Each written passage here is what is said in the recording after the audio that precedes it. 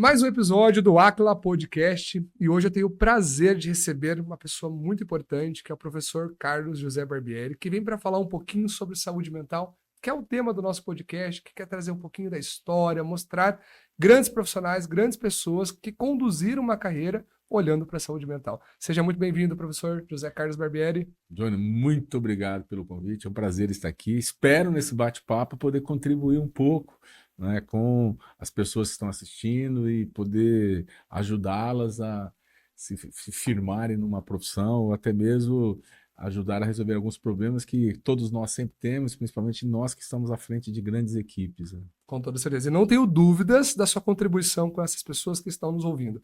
Antes de nós começarmos, eu quero apresentar. O professor José Carlos Barbieri é reitor da Faculdade UniCV, aqui de Maringá, uma grande faculdade, e presidente da Associação Comercial de Maringá, uma das maiores do Brasil, né? Que vamos assim dizer. Exatamente. E que é um exemplo em empreendedorismo, em ajudar muitas pessoas a crescerem dentro das suas empresas. E é aqui a pessoa que está à nossa frente para falar como que construiu uma carreira tão sólida olhando para a saúde mental, que é um desafio, né, professor? Sim, com certeza. Eu acho que quando a gente fala de saúde mental, a gente tem que comer bem, dormir bem e, além disso, fazer atividade física, Com né? toda certeza. E claro que quando você faz tudo isso, você acaba tendo tempo para se relacionar com as pessoas e relacionar com pessoas que contribuem, que somam, que possam ser até seus mentores na sua formação profissional. Com toda certeza. E antes de nós darmos sequência na nossa entrevista, eu quero agradecer aos patrocinadores que estão contribuindo para esse tema tão importante, que é falar sobre saúde mental. A Robomind, a RRXP e também a MID Saúde, que estão presentes no nosso podcast para ajudar a disseminar um tema tão importante. E vamos lá, trazendo uma pergunta para o professor Carlos José Barbieri. Gostaria que você contasse um pouquinho da sua história de vida, falasse um pouquinho de você, trazendo um pouco da sua profissão, da família, tudo que você construiu olhando para a sua saúde mental, né, para poder chegar aqui, os desafios, os medos, para construir essa carreira tão sólida e forte que nós conhecemos. Tá, comecei a trabalhar aqui em Maringá em 1988. No ano seguinte, eu mudei de colégio e então, em 1989, no começo do ano, eu entrei como professor contratado e no meio do ano para frente eu já era um dos mantenedores da escola onde eu trabalhei. Trabalhei lá por 25 anos. Mas eu sou paranaense, né, nasci na cidade de Borrasópolis, que é bem no Vale do Ivaí. Morei no sítio até os 6 anos, daí fui para a cidade, e uma das coisas que levou a sair do sítio para a cidade foi quando eu entrei na idade escolar. Estudei lá até o que seria hoje o 7º ano. Sim. Daí no 8º ano fui para o seminário, fui seminarista, voltei depois de um ano. Daí meus pais falaram, não, vamos mudar para cidade. Então nós saímos de Borrasópolis, fui para Apucarana. Lá em Apucarana eu acabei trabalhando como balconista de farmácia, que foi extremamente importante para mim, porque na farmácia a gente atendia muitas pessoas, né, muitas até com problema de saúde dos mais diversos sintomas, né? Então, até saúde mental também, inclusive. E eu vi ali como era importante quem está trabalhando numa farmácia poder atender bem, porque as pessoas que procuram uma farmácia ou está comprando um medicamento para alguém ou um medicamento para si mesmo. Exato. Então, ali eu aprendi a importância do acolher, a importância do ouvir, a importância, né, de fazer um bom atendimento, de ter uma boa comunicação. Mas também fui um auxiliar de uma oficina mecânica, auxiliar de escritório. Fui também um dos serigrafistas de uma grande indústria de bonés lá em Apucarana. Que é a terra do boné, né? Que é a capital nacional do boné. Exatamente. E depois eu voltei para Borrasópolis para trabalhar como menor aprendiz na Caixa Econômica Federal. Trabalhei 2 anos na Caixa Econômica Federal. Terminei meu hoje ensino médio, naquela época 2º grau, fui fazer cursinho pré-vestibular, porque eu não tinha condições de passar naquele momento. Naquele momento não existiam tantas faculdades como existem hoje. Né? Hoje nós podemos dizer que do Fernando Henrique Cardoso para cá, nós democratizamos a educação superior. Então, fui fazer cursinho, no primeiro semestre eu não entendia nada, no segundo semestre já começava a entender, daí já fui convidado para dar aula particular para uma mãe de aluno, eu e outros colegas conseguimos, né, ajudá-la a passar no vestibular. Daí, no ano seguinte, que de novo não passei no vestibular, no ano seguinte, um dos professores que dava aula de ciência no supletivo, que hoje é a EJA, a Educação de Jovens e Adultos, optou por deixar o primeiro grau, que hoje é o Fundamental 2, e acabei, né, sendo convidado para dar aula. E ali, quando fui dar aula, o dono da escola disse: olha, você precisa treinar. Primeiro eu falava que não queria, não queria, não queria, e ele acabou sendo um mentor meu, né, uma pessoa que me orientou bastante no início da carreira. Ele falou assim: ó, vai dar aula para as carteiras, dando aula para as carteiras, você começa a entender a tonalidade da sua voz, começa a treinar também a sua letra, né, e também como colorir o quadro, porque eu ia dar aula de ciências, né, fiquei como professor de biologia em sala de aula mesmo durante 28 anos. Daí chegou o dia de eu debutar, né, dar a primeira aula. E isso ia ser numa segunda-feira. Na sexta-feira anterior, eles me chamam para fazer um treinamento. Ou seja, eu treinei desde entrar na sala de aula. Eu lembro que eu estava tão nervoso que eu entrei e saí umas 10 vezes. Daí, pô, ficou boa noite. Certo. E agora vamos então para a sala de aula, né? Como se comportar e tal. E ali estava, além desse professor, mais dois professores que foram muito importantes nesta minha carreira atual, né? Daí terminamos a aula, sexta-feira à noite, já era, sei lá, umas 10 horas da noite, me preparando para dar aula na próxima segunda. Sozinho. Sozinho daí, sem ninguém na sala, né? E eu acredito que foi bastante importante esses três mentores, foi bastante importante, né, essa mentoria que foi dada para que eu pudesse entrar na sala de aula tranquilo. E quando eu fui entrar na sala de aula foi muito legal, porque alguns dos meus alunos eram pais de amigos meus, né? Já era Que mais durante, próximo. pois é, que durante a semana eu, né, era professor, no final de semana eles me chamavam de professor, no final de semana eu chamava eles de tios, né? Olha Tio, só. tio, tal. Então foi uma relação bastante interessante. No ano seguinte, passei no vestibular na UEL, e daí já nesta passagem vestibular, eu careca, com 17 para 18 anos, fui convidado para dar aula no primeiro colegial. Legal. No primeiro colegial, os alunos tinham 15 anos, 14 anos, e eu lá com 3, 4 anos a mais que eles.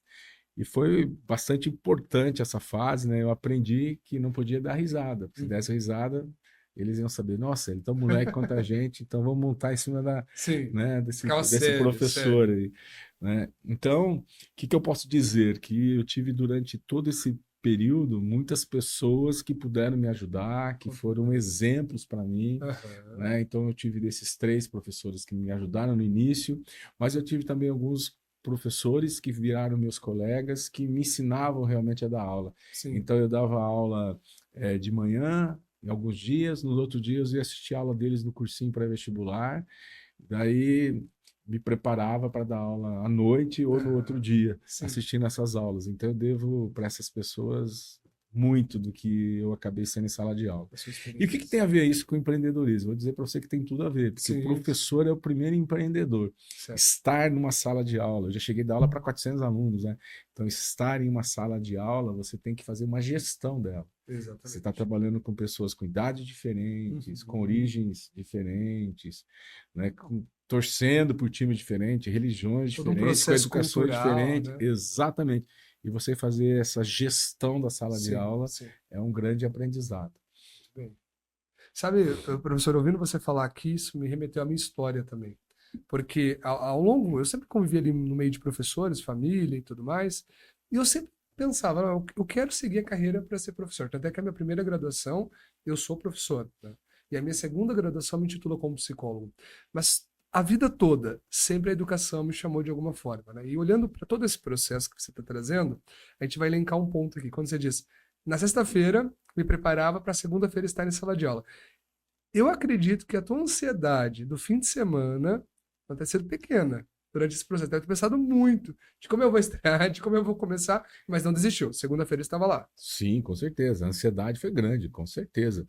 Dormir nesse final de semana não foi fácil. Perfeito. E a gente tem que aprender a se conhecer, né? Exatamente. Então, uma das coisas que a gente tem que desenvolver para a gente estar nesse mundo hoje é a inteligência emocional.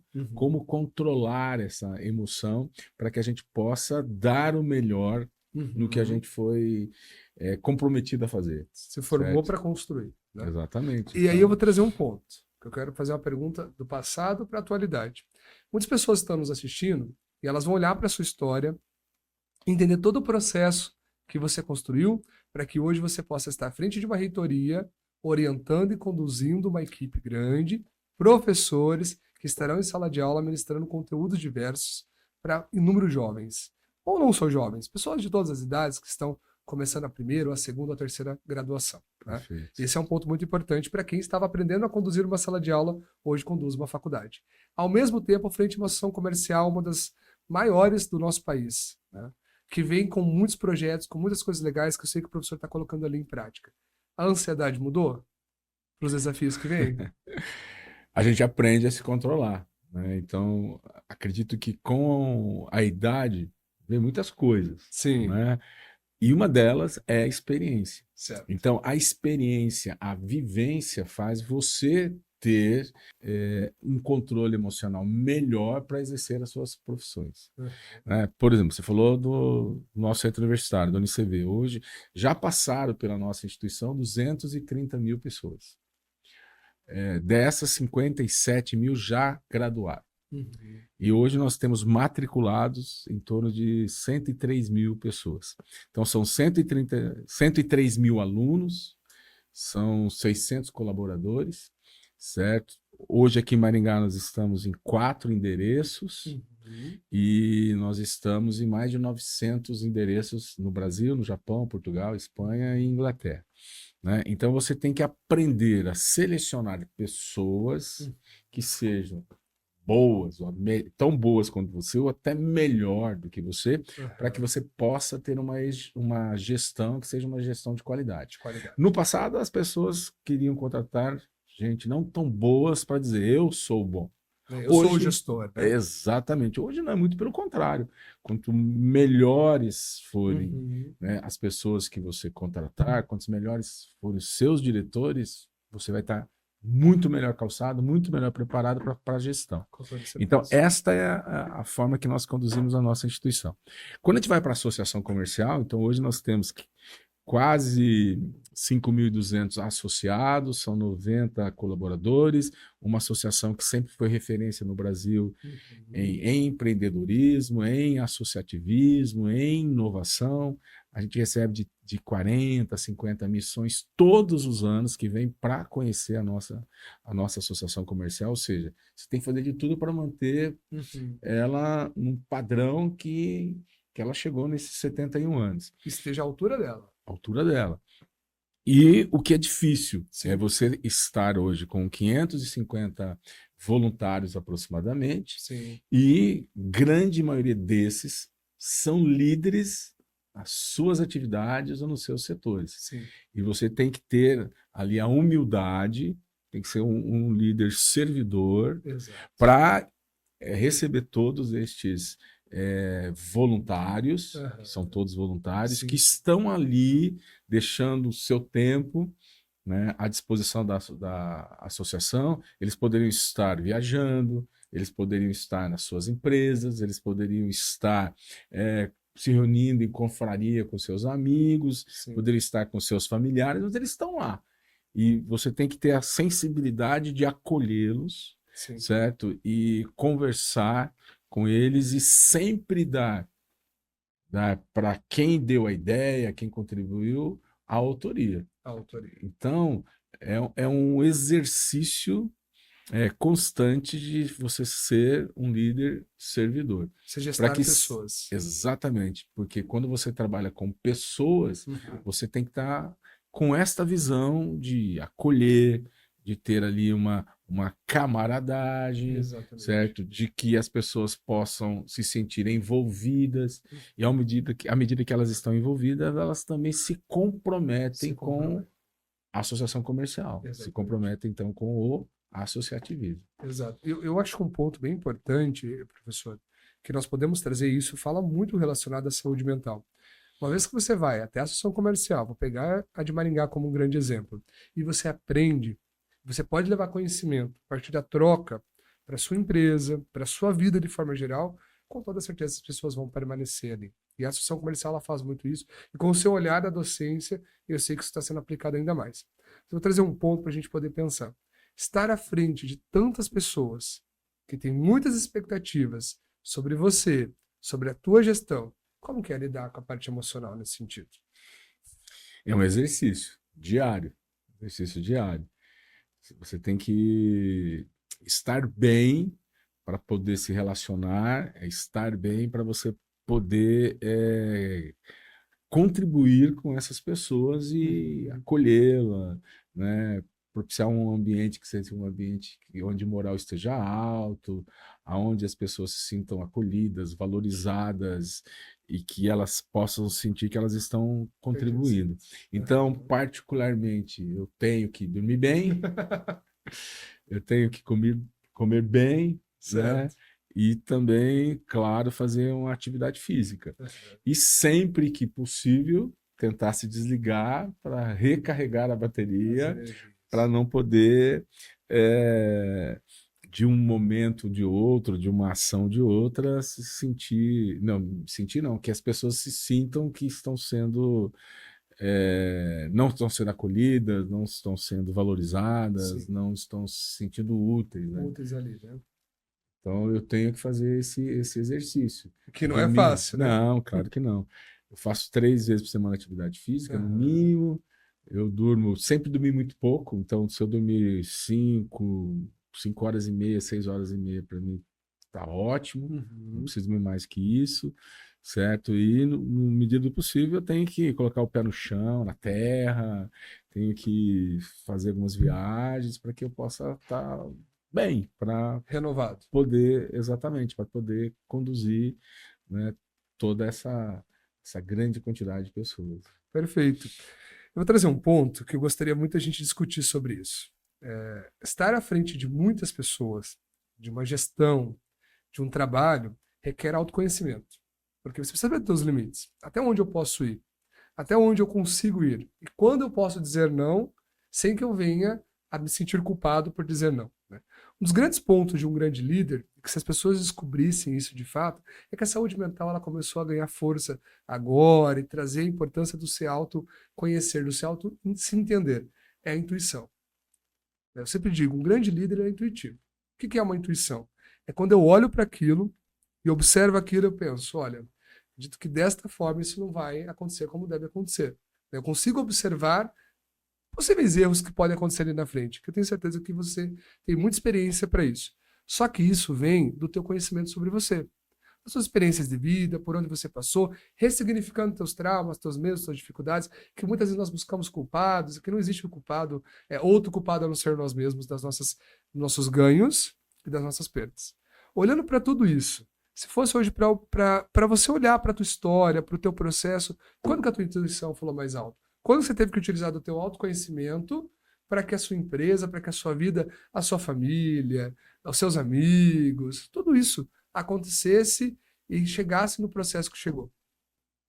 Olha, se eu pensar em família, foi quando a gente planejou ter filhos, certo? Isso é uma decisão que Muito você precisa importante. se conhecer, você precisa saber que a partir de, né, nascimento deles, você tem que manter, então tem que ser um Exatamente. mantenedor. Então, isso ajudou bastante. Uma outra coisa também que a vivência trouxe, quando a gente saiu da onde nós começamos, o Centro Universitário Cidade Verde começou no Colégio Platão, quando nós saímos do Uhum. Platão, isso foi em 2009, para vir para cá, onde nós estamos aqui na Horácio Racanello, né, aqui no New Tower, e nós viemos para cá com 1.200 metros quadrados, certo? Daí a minha vivência, a minha experiência, e eu sou um cara persistente, eu sou um cara que não gosta. Na verdade, não é que eu não gosto, eu não para mim O desistir é a última opção. não para mim é buscar uma oportunidade Uhum. diferente do que aquela que eu estava Sim, buscar tentando. um novo caminho. É, tanto que quando nós chegamos onde nós estamos hoje, no New Tower, nós chegamos com 1.200 metros quadrados, hoje nós estamos com 14 mil metros. Então nós crescemos mais de 10 Crescimento. vezes. Foi assim, a cada escritório que fechava, cada empresa que fechava, certo? E eu ia lá e negociava para ampliar. Uma história bem legal que quando estava andando um dia no campus, né, e eu encontrei o Wilson Rezende da DB1. Falei, Wilson, veio me visitar? Não, eu vim ver essa sala aqui do lado que eu quero locar. Falei, nada, você tá doido. Como você vai locar esse espaço aqui? Você está no meio da minha instituição e eu vou te atrapalhar, você vai me atrapalhar. Não, eu tenho sócios que estão procurando já faz meses e nada deles acharam. Falei, não, me dá uma semana que eu acho um lugar para você. Né? E no outro dia eu cheguei para ele, ó, tá aqui a planta, está a 3 quarteirões daqui, Aham. é maior do que você precisa, tem garagem, tem elevador, tem acessibilidade, e lá você vai poder crescer, você cresce lá, eu cresço aqui, tudo bem? Ele falou assim, deixa eu ver primeiro. Né? Daí ele foi ver, ele falou assim, não, Berbera, deu tudo certo, eu não vou mais locar aí. Aham. Então, essa maturidade, né, e algumas características que eu sempre acabei desenvolvendo, de ser visionário, de ser persistente, de ser resiliente, né, de não aceitar esse não, me ajudou até a fazer a gestão das coisas. Uhum. Muitas vezes, quando vem um problema que eu nunca vivenciei, ou se eu vivenciei poucas vezes, eu tenho dúvida, eu devolvo a pergunta para o meu gestor, Uhum. né? Então, para o meu diretor, para o meu coordenador, eu falo, e se fosse você, qual que é a decisão? O que você faria? Uhum. Ah, eu faria isso, isso, isso. Perfeito, concordo com você. Pode mandar ver. Uhum.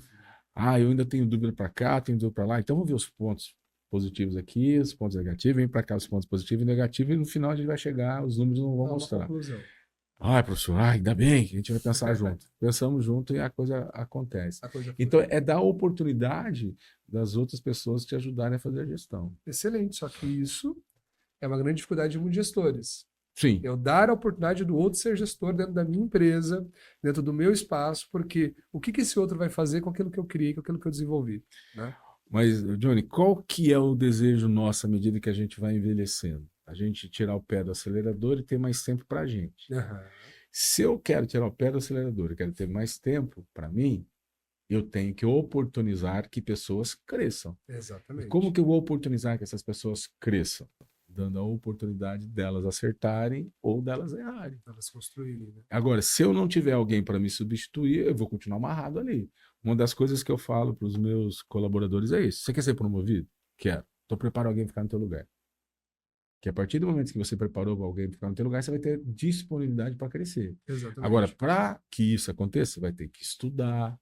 Estudar não é simples, Não, é não é você ter o simples. seu momento, assistir aula, assistir vídeos, ler, participar de congressos, né? E a gente sabe que hoje tudo isso exige uma dedicação muito grande. Então, a partir do momento que as pessoas focam, não, eu quero crescer, eu vou ter que estudar, Uhum. eu vou ter que mudar meu comportamento, eu vou ter que ter uma vida diferente do que eu tenho hoje. Se ela estiver disposta, ela vai conseguir.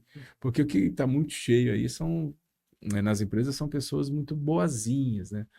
Pegam tudo, aceitam tudo, automaticamente. Como que ela vai crescer? Nunca. E são essas pessoas que ficam paradas no tempo.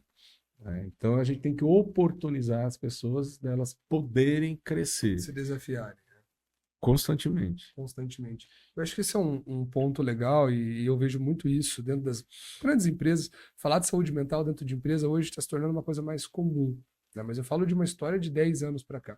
É, eu já vi muitas vezes as empresas dizerem, olha, não vamos falar de saúde mental aqui dentro, porque isso pode reverberar em outras dificuldades, né?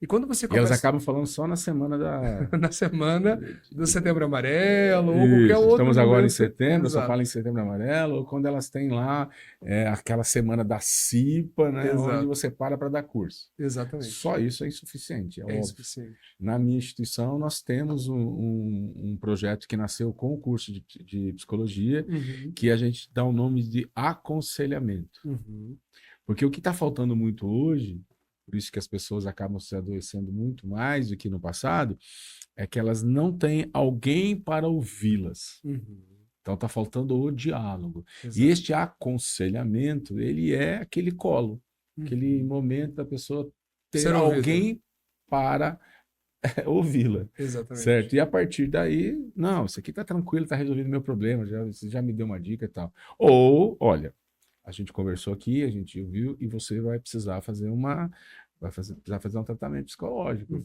ou até mesmo psiquiátrico. Sim, Daí sim, já sim. não é função da empresa Certo. dar o tratamento psicológico e nem psiquiátrico. Daí ela tem que encaminhar para os profissionais Mas que a se empresa abriu o prepararam. caminho, né? Exatamente, A ela tem empresa que abriu o abrir caminho. esse caminho. Exato. E é até legal, professor, a gente falar sobre isso, porque olhando por todo o processo de lei, de fato a empresa, a instituição, ela não pode fazer terapia dentro daquele espaço. Isso De é jeito proibido. nenhum. Nós fazemos uma escuta qualificada, pode ser um aconselhamento, que nós vamos entender como se fosse um clínico geral. Vamos entender o que está acontecendo e vamos encaminhar o profissional mais adequado que pode contribuir. Mas nós sabemos que são poucas empresas que têm isso. Então, parabéns pelo processo. São 600 profissionais que o professor falou, 600 hoje profissionais. ativos, né? Tem 30 vagas abertas. 30 Vamos vagas para abertas. 630. Olha, Aí, 30 quem está vagas precisando abertas. de emprego, precisando de Leve o currículo na É. UniCV, né? Muito bem.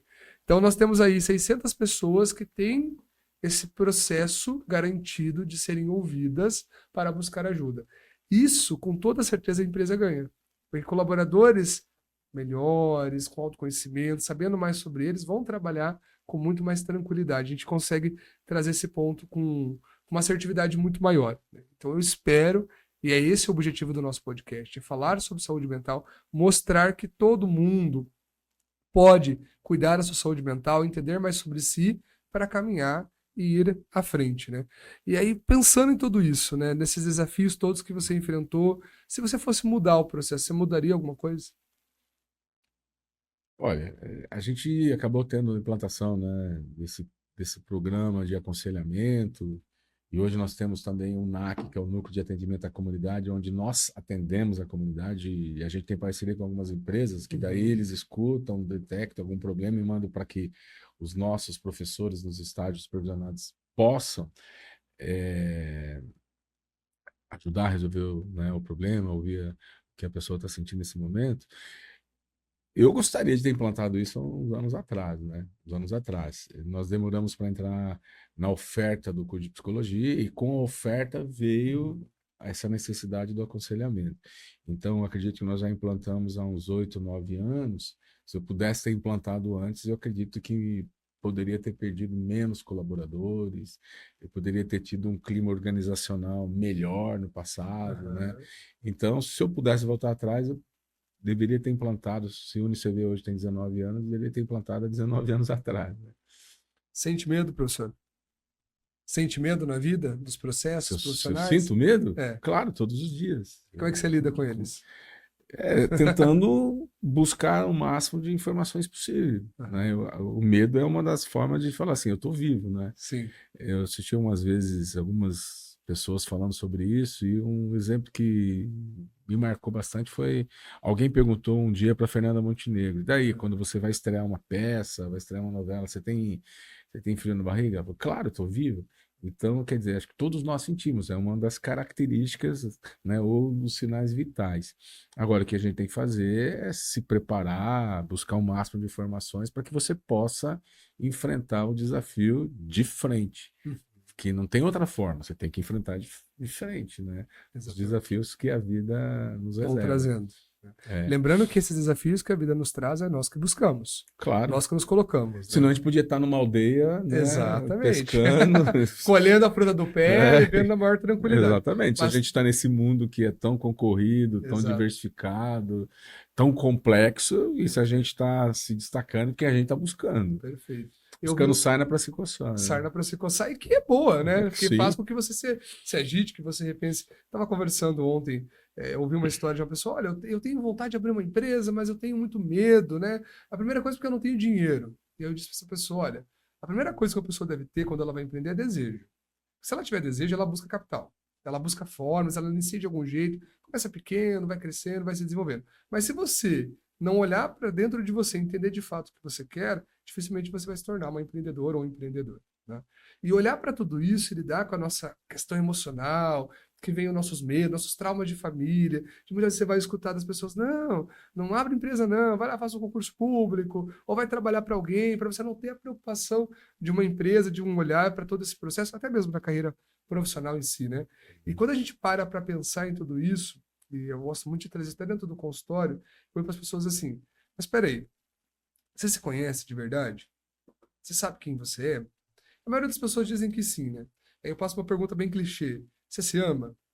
maioria das pessoas dizem, eu me amo. O que é se amar para você? Né? Eu faço essa pergunta para você porque te considero e te vejo como um grande líder. E sei que para a gente estar à frente de muitos desafios, porque liderança é um desafio todos os dias, todos os momentos, né? Lidar com pessoas que vêm de culturas diferentes, de formas diferentes de pensar, cada um de uma religião, cada um de um olhar político. Ou seja, isso é uma empresa, né? E quanto mais ela cresce, mais responsabilidade. Como que é o olhar para você enquanto homem, enquanto ser humano, José Carlos Barbieri? Você se ama? Com certeza, eu me amo, com certeza. E essa inquietação que existe é porque eu me amo e quero poder fazer cada vez mais, poder contribuir cada vez mais, poder ajudar cada vez mais as pessoas, né? Agora, para eu estar com toda essa disponibilidade de ajudar, em contribuir, né? Estar na educação, porque a educação ela é transformadora, você tem que primeiro se amar, tem que gostar de você mesmo, tem que se preparar, né, para os desafios que aparecem todos os dias, a todo momento. Eu estava me deslocando da CIM até aqui, eu falei com dois diretores com dois problemas. E falei, olha, esse eu tenho a solução e está aqui. Vê se cabe para você. Agora, esse me dá até amanhã para poder pensar. Então, quer dizer, eu tenho que gostar do que faço, e daí já não é trabalho, já não é trabalho, já é gostar, tá até se divertir. Uma missão de vida. Exatamente, é uma missão. E eu tenho que estar, como eu disse aqui já umas vezes, me preparar para. Então, tem que se alimentar bem, tem que dormir a quantidade, né, ideal, tem que fazer uso da medicina o que ela te proporciona, e você tem que fazer atividade física, tem que o que te emociona, o que te faz ter mais energia, ir para o meio do mato e andar com o pé no chão, entrar numa cachoeira, ou é você ir para um bar, ou num restaurante com a família, com os amigos, tem que fazer o que te dá prazer, para você estar bem energizado para poder continuar fazendo isso, né? Primeiro a gente tem que se amar, se não se amar não vai funcionar. Tá, e como que o professor descobriu que isso faz com que você esteja na segunda-feira de pé lá, lidando com todos os desafios da sua empresa? Como é que você sabe que esse é o seu amor próprio? Erro e acerto. Algumas vezes a gente faz algumas coisas que não dá, né? Então, a experiência, a idade, ela vai te trazendo estas possibilidades de você fazer isto renunciando àquilo. Então eu vou ter que renunciar a alguma coisa. O que dá mais prazer? O que vai contribuir mais comigo? Então esta é a minha decisão, esse é o caminho que eu vou tomar. Perfeito. Mas é a vivência, a experiência, né, que te ajuda a poder avançar. A lidar com essas questões. E aí, voltando à pergunta, você se ama? Eu acho que é legal as pessoas que estão nos ouvindo, nos percebendo e entender isso daqui. Muitas das vezes, quando eu pergunto, e você com certeza olhou dentro da sua gestão para muitas pessoas em que você falou, olha, eu queria desenhar para essa pessoa o talento que ela tem, mas ela não enxerga o talento dela. Ela está se moldando num outro processo que ela não vai conseguir, porque a real dela é aquilo ali. Quando a gente pergunta, você se ama? A pessoa responde, eu me cuido, eu faço tudo isso por mim e tal. Pergunto, você se aceita como você é? Da forma que você é? Do jeito que você é? Porque enquanto você não olhar para você e se aceitar como você é, de fato, você vai passar uma vida tentando se moldar ao que o mundo quer que você seja. E aí você não vai crescer e se realizar esse ponto, né? Então eu vou pegar um exemplo mais simples. Professor, você entrar na sala de aula, você tem, de fato, que ensinar o conteúdo científico. Muitas vezes, discutir esse conteúdo com esses alunos, dependendo da faixa etária, e poder fazer eles pensarem, trazendo exemplos da vida, do dia a dia. Então, o professor ele vai muito além, às vezes, de um conteúdo científico em sala de aula. Mas quando esse professor ele não percebe que nem todo mundo naquela sala de aula está preparado para aprender, né? Nem todo mundo está querendo aprender, aí ele vai se frustrar muito menos, né? Eu estou falando isso porque eu ouvi uma história uma vez, eu sou psicólogo já há um certo tempo, já trabalhei com muitas escolas, e sempre quando você abre a porta ali na hora do intervalo da sala dos professores, que o psicólogo entra, eles olham, olha, o psicólogo chegou, ele vai responder isso para nós, né? Isso é muito comum para mim.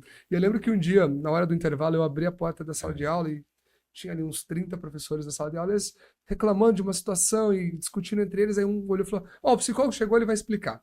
Aí o professor olhou para mim e falou assim, eu entrei na sala de aula, estava ministrando a minha aula, poxa, conteúdo para vestibular, e a aluna vai e me abre um livro, e começa a ler um livro de romance. no meio da minha aula, cruza a perna e começa a ler um livro ali, adolescente, ensino médio. E eu fiquei muito estressado com aquilo, achei aquilo uma falta de respeito tremendo com a minha aula, né? Se professor, me fala qualquer disciplina que o professor leciona. Ah, leciono física. Pensei comigo, nossa, até eu teria essa dificuldade de estar na aula de física, né? Todo mundo tem suas habilidades, e obviamente aquilo que nós não temos, nós podemos aperfeiçoar. E eu falei, quando o professor viu que ela abriu o livro, o que que o professor fez? Ah, eu chamei a atenção dela, disse para ela, fecha esse livro, agora não é hora disso, agora ela precisa dar aula de física para poder ir bem no vestibular. E o que que ela fez? Continuou lendo o livro. E o que que o professor fez? Ah, fiquei super bravo, estressado, perdi ali 5 minutos da minha aula, dando um sermão e tal, e voltei depois, já não era a mesma coisa. Estava estressado. Disse, professor, por que que você sofreu tanto com a aluna abrir o livro? Ah, porque ela tem que ter respeito, né? Tem que prestar atenção na minha aula. Professor, vou trazer um ponto para o professor refletir. Essa aluna, em outros momentos, já te deu trabalho em sala de aula? Já fez você parar a aula, ter que tirar ela da sala, chamar família, não sei, mandar para a coordenação pedagógica? Não. É uma boa aluna? Olha, é uma aluna que sempre fica quietinha, sempre está copiando no caderno, participa ali da forma dela. Não é a aluna que fala o tempo todo, mas é a aluna que, pelo menos, não dá nenhum trabalho. Parece que faz o conteúdo ali com tranquilidade. Bom, o professor depois, no final da aula, perguntou para ela por que que ela abriu um livro no meio da sua aula e não prestou atenção no seu conteúdo. Não, não perguntei, eu estava brava, ela saiu, tal, já ficou magoada e tal. Pois é, professor. Enquanto nós entrarmos na sala de aula com a obrigação de ter que ensinar todo mundo, a gente vai se frustrar. Porque nem todo mundo está ali preparado para aprender naquele dia. Né? Quando nós entrarmos na sala de aula, entendermos que a gente vai passar a essência daquele conteúdo e a importância de se aprender aquilo, talvez facilite o professor. Então, acho que isso é autoconhecimento. Né?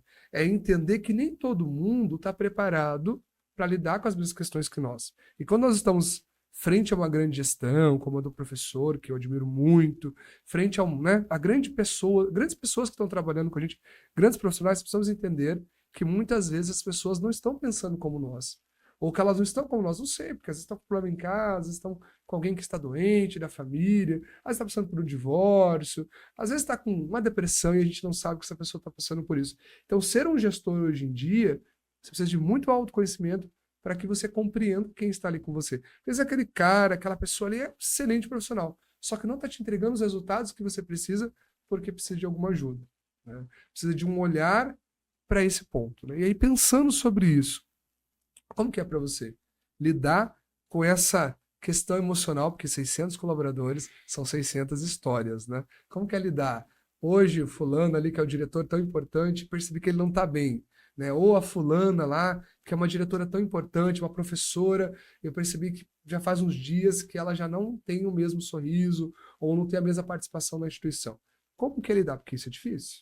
Muito difícil. São 600 no UniCV. 90 na Sim. 690. E 25 no Axia. Nossa. Fora todos os polos que vocês têm pelo Brasil, com o número de gestores. Olha, Johnny, o que que a gente percebe, né? A gente, durante essa vida, claro que nós mais acertamos do que erramos, né?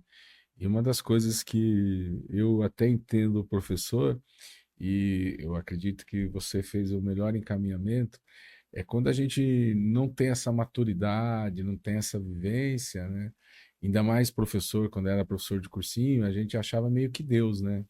Todo mundo tem que prestar atenção em mim, o que eu estou fazendo é o melhor, a minha matéria é mais importante, e se não prestar atenção na minha aula, não vai passar no vestibular. Então a gente se equivocou durante algumas vezes, né? Eu acredito que Que é o normal. professor também estava bem equivocado.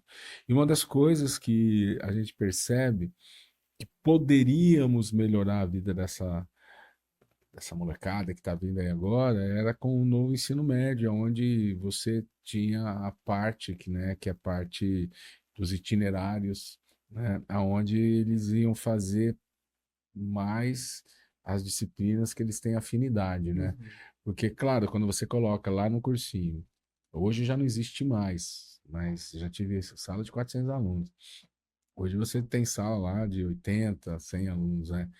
E você achar que a disciplina que você está dando vai ser absorvida da mesma forma por todos, não vai. Porque ali provavelmente ela vai, se ela está valendo, provavelmente ela vai para a área de humanas, né? Ou se não for para a área de humanas, vai para uma área ali mais de ciências humanas aplicadas, né? Então a gente tem que perceber que ali, né, é fundamental essa percepção de que nem tudo que você está falando vai ser absorvido por todos da mesma forma. Exatamente. E também tem que ter ciência, né? Ou tem que ter essa percepção na sala de aula que nem tudo que você está falando, mesmo para aqueles que vão para a área que você está ministrando aula, será utilizado, né? Nós estamos no Brasil, onde o país é muito conteudista, é muito conteúdo, é muita disciplina, é muita coisa, tudo é importante e a gente sabe que não é, né? Então, o que a gente tem que, no dia a dia, é ter essa percepção. Será que tudo realmente é importante?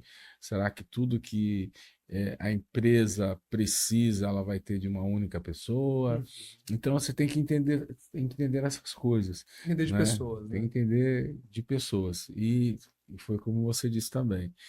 A gente não está bem todos os dias. Exatamente. A gente não está bem todos os dias, porque a gente não está só na sala, né? Não dá para separar. O problema fica em casa, agora eu vou para a sala de aula e não tem problema nenhum.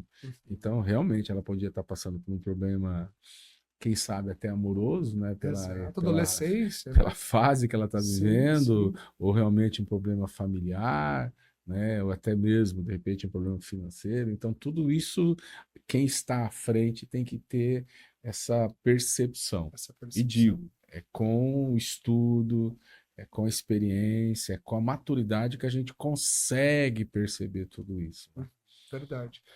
Bom, professor, eu não sei se você percebeu, já passou aí um tempo do nosso episódio, sinal que a conversa estava muito Que agradável. bom. Eu convido todos a assistirem e a participarem, um conteúdo muito interessante que nós estamos desenvolvendo aqui. E agradeço mais uma vez pela participação, por estar aqui com a gente, contando um pouquinho da sua história, da sua experiência e podendo, com toda certeza, inspirar muito mais pessoas a crescerem e seguirem o mesmo caminho, olhando para a sua saúde mental. Muito obrigado, professor. Eu que agradeço pelo convite, sucesso aí com esse projeto, que ele possa contribuir com as pessoas à medida que elas vão assistindo as falas, né, os bate-papos aqui, que elas possam repensar a vida e repensar de uma forma positiva e poder realmente mudar para poder continuar. Isso que é o mais importante. Perfeito. Muito Obrigado. obrigado, professor. Eu Nós agradeço. agradecemos.